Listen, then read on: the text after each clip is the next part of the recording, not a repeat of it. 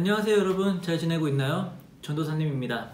오늘도 예배 자리로 나오신 여러분들을 진심으로 환영하고 또 축복합니다. 오늘 말씀 보도록 하겠습니다. 오늘 말씀은요, 히브리서 11장 1절 한 절 말씀입니다. 우리 함께 읽습니다. 시작! 믿음은 바라는 것들의 실상이요 보이지 않는 것들의 증거니. 아멘. 오늘 말씀이었습니다. 네, 여러분 잘 지내고 있죠? 참 벌써 이게 세 번째 영상 예배인데요. 여러분들이 참 우리가 함께 모여서 예배했던 때가 자꾸 생각나고 또 여러분들도 보고 싶고 막 그러네요. 우리가 요즘에 이렇듯이 이렇게 교회를 못 가고 있습니다. 그래서 믿음에 대해서 이야기하기가 아주 좋은 시기인 것 같아요. 여러분, 연애에도 이런 말 있죠? 몸이 멀어지면은 마음도 멀어진다. 믿음도 똑같은 거예요. 우리가 교회를 못 가고 예배를 못 드리고 말씀을 가까이 하지 않고 기도를 자꾸 안 한다. 그러면 우리들의 믿음도 희미해지게 됩니다.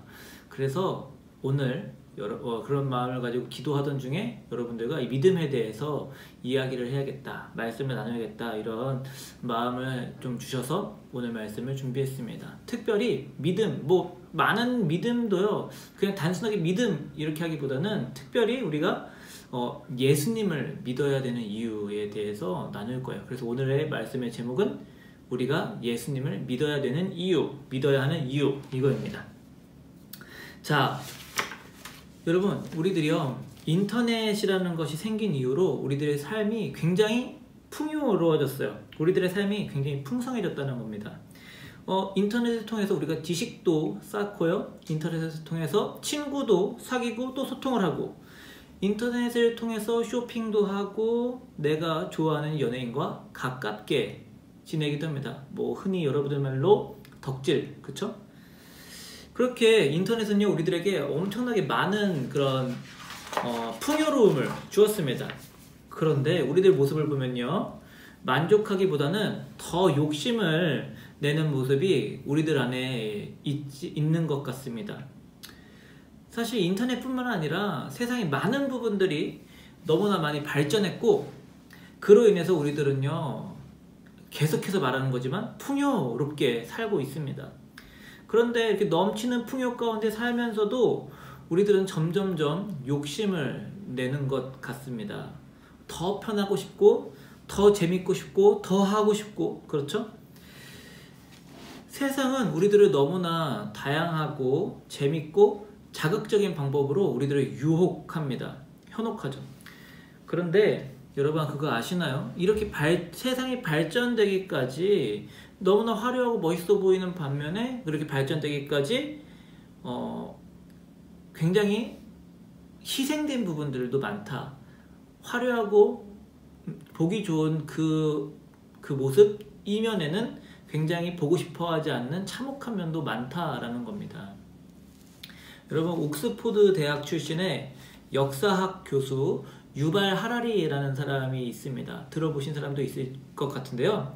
그 사람이 쓴 책, 사피엔스라는 책에 보면요, 세상이 이렇게까지 발전되기까지 몇 가지 굉장히 중요한 혁명들을 우리 인류가 거쳐왔다라고 하라리는 말하고 있습니다.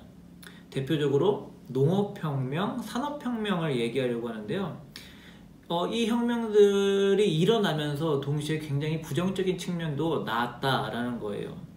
자, 먼저 농업혁명을 거치면서 여러분, 대자연을 뛰놀면서 살아야 될 그런 동물들, 대표적으로 소, 닭, 돼지, 또 말, 이런 것들은요, 사람들이 자기 마음대로, 자기 욕심대로 막 농사하는데 사용하기 위해서 가축이라는 카테고리로 만들어 놓고 이제 같이 우리 그 마을의 곁에 두고 지내기 시작한 거예요.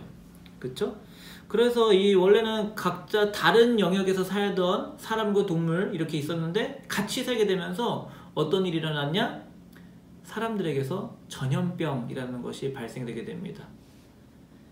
욕심내던 사람들은요, 농업이나 또는 그 당시에는 옛날에는 전쟁도 굉장히 많았잖아요. 농업이나 전쟁에 그다지 별로 쓸모가 없는 동물들에 대해서는 별로 생각하지도 않았고 쓸모없는 것을 여겨서 막 취미 삼아서 사냥도 하고 아니면은 사치를 위해서 코끼리 그 코 상아를 막 착취하거나 코뿔소 뿔 막 빼서 팔고 막 이런 것들 그런 것들이 막 행해지던 모습이 있어요.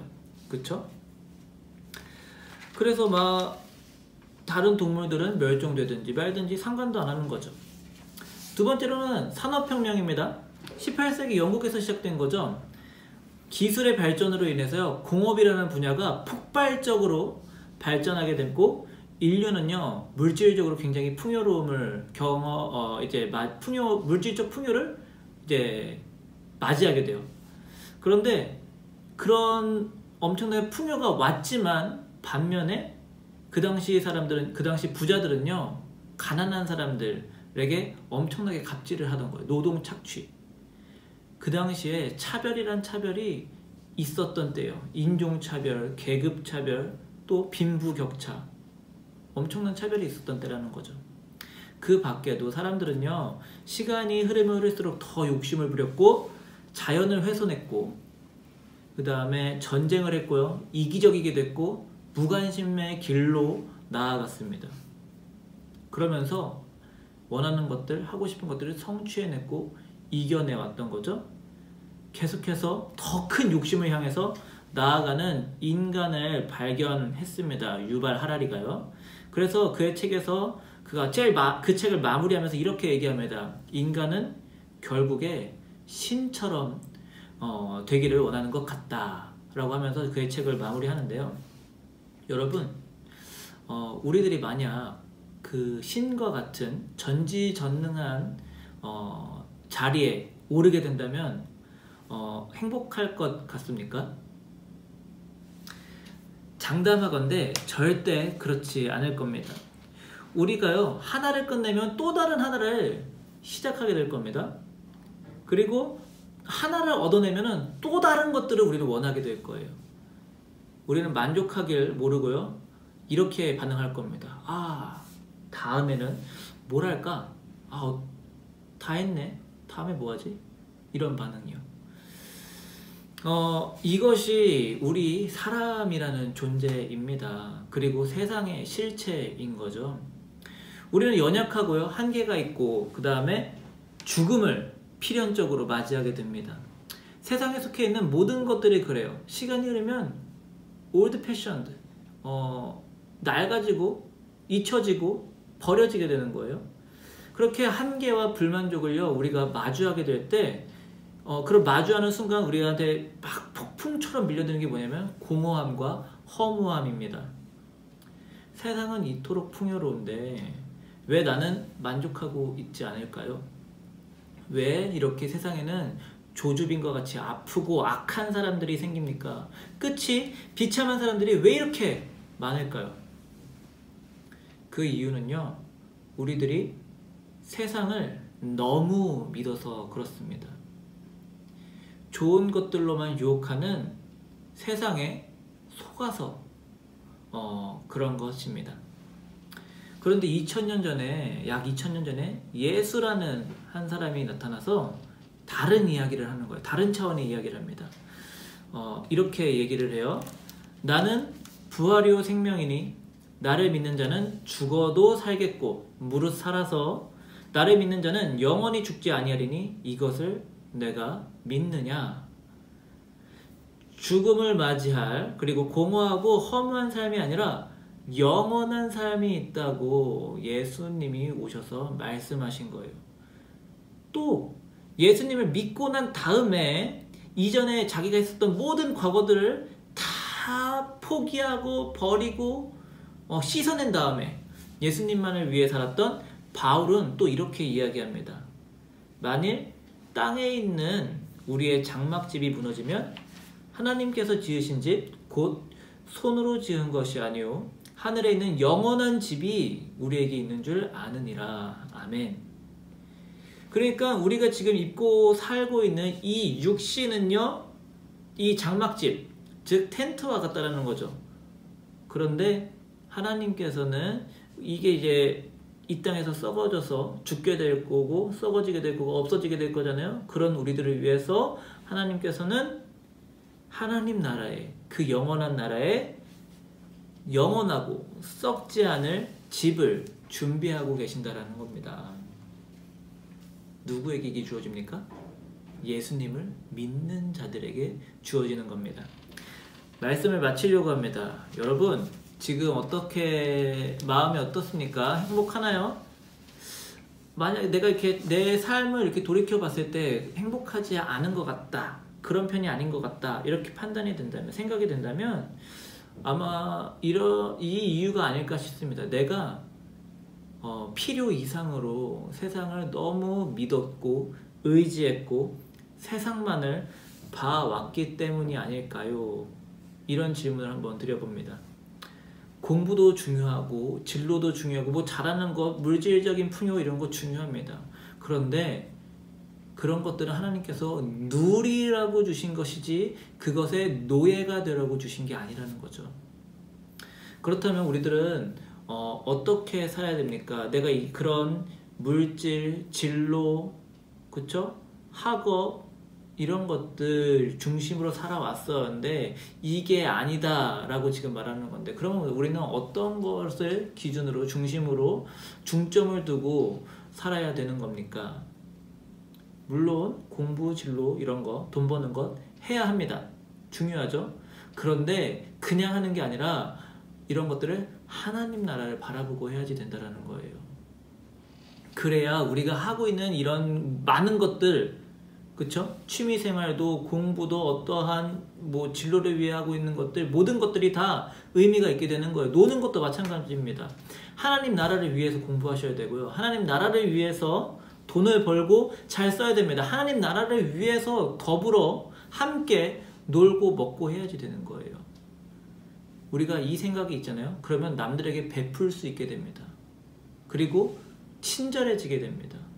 그리고 내가 우리들 그런 마음을 먹고 그런 믿음을 갖고 있는 사람들이 그렇게 믿음대로 예수님이 주신 마음대로 살면 어떻게 될까요? 세상이 풍요로워질 뿐 아니라 그 위에 더욱 풍요로워진다는 것이 하나님의 말씀이고 세상이 선해질 겁니다. 무엇보다 하나님께서 원하셨던 것처럼.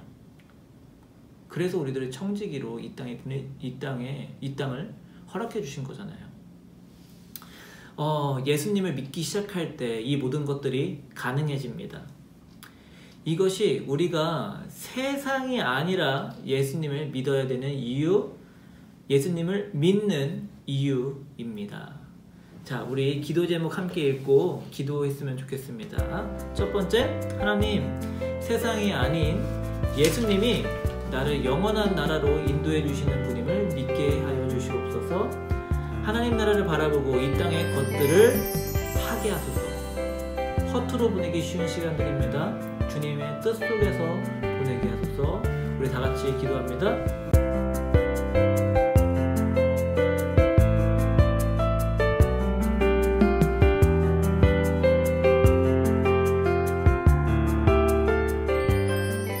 하나님, 오늘도 저희들에게 예배의 자리로 나오게 하신 것 감사합니다. 코로나로 인하여 저희들 함께 모여서 예배하지 못하고 있으나 아버지, 저희들에게 주님께서 마음을 주셔서 예배할 수 있게 하셨습니다. 찬양할 수 있게 하셨습니다. 말씀 듣게 하셨고 기도하게 하셨습니다. 이 모든 것 주님의 은혜이고 감사합니다. 하나님 아버지, 이 코로나 사태가 빨리 잠잠해질 수 있도록 주여 역사하여 주시옵시고 명령하여 주시옵소서. 아버지, 이것 또한 주님께서 뜻하신 바가 있어서 이 땅의 가운데 주님께서 역사하고 계신 줄 믿사오니 주님의 그 뜻 알게 해주시옵시고 그 뜻을 잘 헤아려서 지금의 시간들을 잘 보낼 수 있도록 우리 모두를, 우리 학생부 친구들 모두를 아버지여 축복하여 주시옵소서. 모든 것 감사드리며 살아있는 하신 예수 그리스도의 이름으로 기도드립니다. 아멘. 여러분, 한 주도 화이팅입니다. 안녕. 안녕하세요. 학생부 찬양팀에서 피아노를 담당하고 있는 이건이라고 합니다. 일단 예배의 마지막 부분에 나오게 된 점에 대해서 정말 감사스럽고 영광스럽게 생각합니다.